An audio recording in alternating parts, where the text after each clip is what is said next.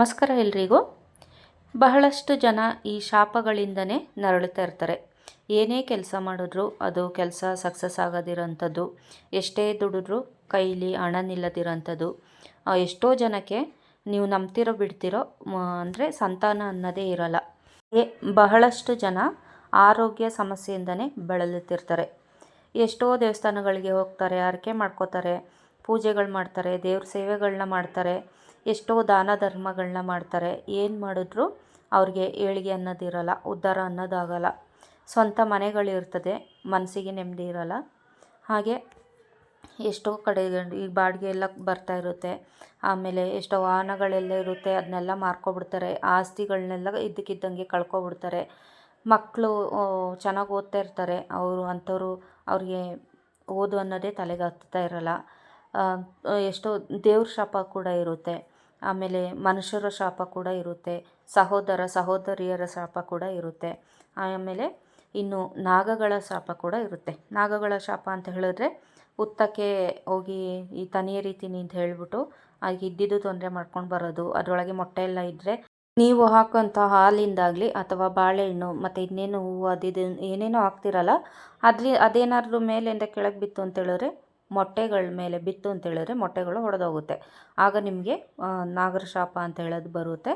ಜೊತೆಗೆ ಹಾವುಗಳನ್ನ ಸಾಯಿಸೋದ್ರಿಂದ ಕೂಡ ನಿಮಗೆ ಶಾಪ ಅನ್ನೋದು ಬರುತ್ತೆ.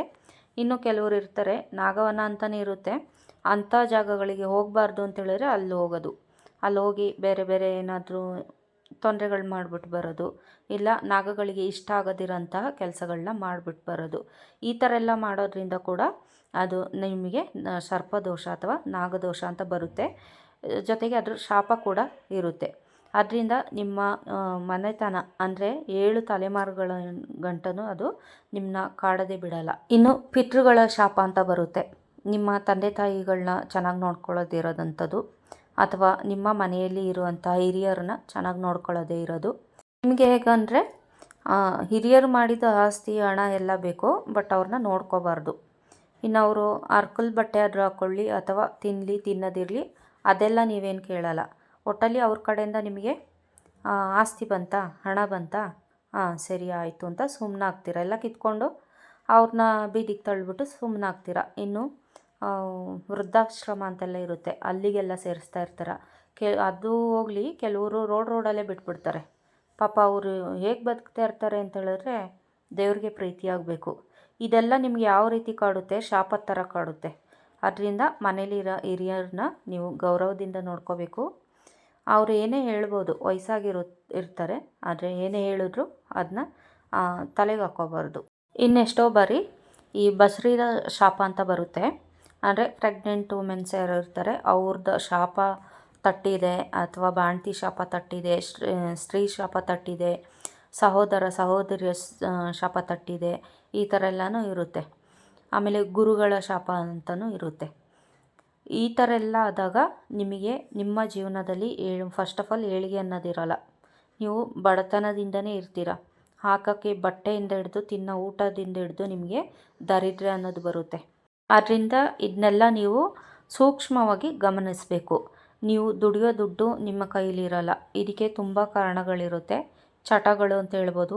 ಈ ಚಟಗಳಿದ್ದರೆ ಮನುಷ್ಯ ಏಳಿಗೆ ಆಗೋಲ್ಲ. ಯಾಕೆಂದರೆ ಈ ಕೈಲಿ ದುಡಿದು ಸಂಪಾದನೆ ಮಾಡಿದ್ರೆ ಇನ್ನೊಂದು ಕೈಲಿ ಅಲ್ಲಿ ಏನು ಚಟಕ್ಕೆ ಬಿದ್ದಿರ್ತಾರೆ, ಅಂಥದಕ್ಕೆಲ್ಲ ಯೂಸ್ ಮಾಡ್ತಾ ಇರ್ತಾರೆ. ಆ ಥರ ಇರುವಾಗ ದುಡ್ಡು ಅನ್ನೋದು ಕೈಲಿ ನಿಲ್ಲಲ್ಲ. ಇನ್ನು ನೀವೆಲ್ಲ ಒಳ್ಳೆ ಕಾರ್ಯನೇ ಮಾಡ್ತಾ ಇರ್ತೀರ, ಆದರೆ ಎಷ್ಟೇ ದುಡಿದ್ರೂ ಕೈಲಿ ದುಡ್ಡು ನಿಲ್ತಾ ಇಲ್ಲ ಅಂತ ಹೇಳೋದಿಗೆ ಇದಕ್ಕೆ ಮೂಲ ಕಾರಣ ಏನು ಅಂತ ತಿಳ್ಕೊಬೇಕು. ಈ ಶಾಪಗಳಿಂದ ಏನಾದ್ರು ಈ ಥರ ಆಗ್ತಾ ಇದೆಯಾ, ಅಥವಾ ಮನೇಲಿ ಏನಾದ್ರು ತೊಂದರೆ ಇದೆಯಾ, ಅಥವಾ ನಿಮ್ಮ ಕೈ ರೇಖೆ ಹಸ್ತರೇಖೆ ಅಂತೆಲ್ಲ ಹೇಳ್ತಾರಲ್ಲ, ಅದರಲ್ಲಿ ಏನಾದರೂ ತೊಂದರೆ ಇದೆಯಾ, ಅದನ್ನೆಲ್ಲ ನೋಡ್ಕೋಬೇಕು. ಇದೆಲ್ಲ ನೋಡಿಕೊಂಡು ನೀವೊಂದು ಪರಿಹಾರ ಅಂತ ಮಾಡಿಕೊಂಡಾಗ ನಿಮಗೆ ಲಕ್ಷ್ಮಿ ಅನ್ನೋದು ಸ್ಥಿರವಾಗಿ ನಿಲ್ಲಕ್ಕೆ ಪ್ರಾರಂಭ ಆಗುತ್ತೆ. ಇನ್ನು ಇಂಥ ಶಾಪಗಳೇನಾದಿದ್ದರೆ ನೀವು ಎಷ್ಟೇ ದುಡಿಲಿ, ಏನೇ ಮಾಡಲಿ, ನಿಮ್ಮ ಹತ್ರ ಕೋಟಿ ಆಸ್ತಿನೇ ಇರಲಿ, ಅದು ಕ್ರಮೇಣ ಈ ಬೆಣ್ಣೆ ಕರಗುತ್ತಲ್ವ, ಆ ಥರ ಕರ್ಗೋಗ್ಬಿಡುತ್ತೆ. ಆದ್ದರಿಂದನೇ ನೀವು ಪ್ರತಿಯೊಂದನ್ನು ಏನೇ ಮಾಡಿದ್ರೂ ಯೋಚನೆ ಮಾಡಿ ಮುಂದುವರಿಬೇಕು. ಹಾಗಿದ್ರೆ ಈಗ ನಿಮಗೆ ತಿಳಿಯೋದೇನೋ ಒಂದು ಶಾಪ ಅನ್ನೋದು ನಿಮ್ಮ ಜೀವನದಲ್ಲಿ ಬಂದಿದೆ ಅಂತ ತಿಳ್ಕೊಳ್ಳಿ. ಇದು ಹಿಂದಿನ ಜನ್ಮದಿಂದನೇ ನಿಮಗೆ ಕೆಲವೊಂದು ಆ್ಯಡ್ ಆಗಿಬಿಟ್ಟಿರುತ್ತೆ, ಅಂದರೆ ಕನೆಕ್ಟ್ ಆಗಿರುತ್ತೆ. ಅದು ಕೂಡ ನೀವು ನೋಡ್ಕೋಬೇಕು. ಇದು ಈ ಜನ್ಮದ ಶಾಪನ ಅಥವಾ ಹಿಂದಿನ ಜನ್ಮದ ಶಾಪನ ಇದೆಲ್ಲ ನೋಡ್ಕೋಬೇಕು. ಜೊತೆಗೆ ಇದು ನಿಮ್ಮಿಂದ ಆಗಿರೋಂಥ ತೊಂದರೆನೋ ಅಥವಾ ನಿಮ್ಮ ಹಿರಿಯರಿಂದ ಅಂದರೆ ನಿಮ್ಮ ತಲಾಂತರದಿಂದ ಬಂದಿರೋಂಥ ಶಾಪಗಳು, ಇದನ್ನೆಲ್ಲ ನೋಡಿಕೊಂಡು ನೀವು ಪ್ರತಿಯೊಂದಕ್ಕೂ ಒಂದೊಂದು ಪರಿಹಾರ ಅಂತ ಇರುತ್ತೆ, ಆ ಪರಿಹಾರಗಳನ್ನ ಮಾಡ್ಕೋಬೋದು. ಇನ್ನು ಇದಕ್ಕೆ ನೀವೇ ಪರಿಹಾರ ಮಾಡ್ಕೋತೀವಿ ಅಂತ ಹೇಳಿದ್ರೆ ನಾನೀಗ ತೋರಿಸ್ತಾ ಇದ್ದೀನಿ ನೋಡಿ, ಒಂದು ಮಂತ್ರ ಇದೆ, ಶಾಪ ವಿಮೋಚನ ಮಂತ್ರ ಅಂತ. ಆ ಮಂತ್ರ ಹೇಗಿರುತ್ತೆ, ಓಂ ರೀಂ ಕ್ಲೀಂ ಶ್ರೀಂ ಕ್ರಾಂ ಕ್ರೀಂ ಚಂಡಿಕೆ ದೇವಿ ಶಾಪ ನಾಶಾನುಗ್ರಹಂ ಕುರು ಸ್ವಾಹ. ನಾನು ನಿಧಾನಕ್ಕೆ ಹೇಳಿದ್ದೀನಿ, ಅಂದರೆ ಅಲ್ಲಿ ಸ್ಕ್ರೀನ್ ಮೇಲೇನು ಡಿಸ್ಪ್ಲೇ ಆಗ್ತಾ ಇದೆ. ಇದು ಶಾಪ ವಿಮೋಚನ ಮಂತ್ರ ಆಗಿರುತ್ತೆ. ಈ ಮಂತ್ರನ ನೀವು ನಿಮ್ಮ ಮನೆ ದೇವರು ಅಂದರೆ ಶಕ್ತಿ ದೇವರು ಯಾರಿರುತ್ತೋ ಅವ್ರ ಹೆಸರು ಹೇಳ್ಕೊಂಡು ಮಾಡ್ಬೋದು, ಅಥವಾ ದುರ್ಗಾದೇವಿ ಹೆಸರು ಹೇಳ್ಕೊಂಡಾದರೂ ಮಾಡ್ಬೋದು, ನಿಮ್ಮ ಇಷ್ಟ ದೇವರ ಹೆಸರು ಹೇಳ್ಕೊಂಡಾದರೂ ಮಾಡ್ಬೋದು. ಯಾವ ರೀತಿ ಮಾಡಿದ್ರೂ ಅದು ಶಾಪ ವಿಮೋಚನೆ ಆಗೇ ಆಗುತ್ತೆ. ಇನ್ನು ಇದಕ್ಕೆ ನೀವು ಉತ್ತರ ಅಭಿಮುಖವಾಗಿ ಕೂತ್ಕೋಬೇಕು. ಬರೀ ನೆಲದ ಮೇಲೆ ಕೂತ್ಕೋಬಾರ್ದು, ಚಾಪೆ ಅಥವಾ ಒಂದು ಮಣೆ ಮೇಲೆ ಕೂತ್ಕೊಂಡು ಸಂಧ್ಯಾಕಾಲದಲ್ಲಿ ಅಥವಾ ಬೆಳಗ್ಗೆ ಬ್ರಾಹ್ಮಿ ಮುಹೂರ್ತದಲ್ಲಾಗಲಿ ಈ ಜಪನ ಮಾಡ್ಬೋದು. ಈ ಮಂತ್ರನ ನೀವು ದಿನ 108 ಸರಿ ಜಪ ಮಾಡಬೇಕು. ಸಂಕಲ್ಪ ಸಹಿತವಾಗಿ ಜಪ ಮಾಡಿ, ನನಗೆ ಯಾವುದಾದ್ರೂ ಶಾಪವಿದ್ದರೆ ಅದು ವಿಮೋಚನೆ ಆಗಲಿ ಅಂತ ಹೇಳ್ಕೊಂಡು ನಿಮ್ಮ ಮನೆ ದೇವ್ರ ಮುಂದೆ ಅಥವಾ ದುರ್ಗಾದೇವಿ ಮುಂದೆ ಇಷ್ಟ ದೇವ್ರ ಮುಂದೆ ಜಪ ಮಾಡ್ಬೋದು. ಇನ್ನು ಈ ಜಪ ಮಾಡೋಕ್ಕೆ ಸ್ತ್ರೀ ಅಥವಾ ಪುರುಷ ಅಂತ ಏನಿಲ್ಲ, ಪ್ರತಿಯೊಬ್ಬರು ಜಪ ಮಾಡ್ಬೋದು.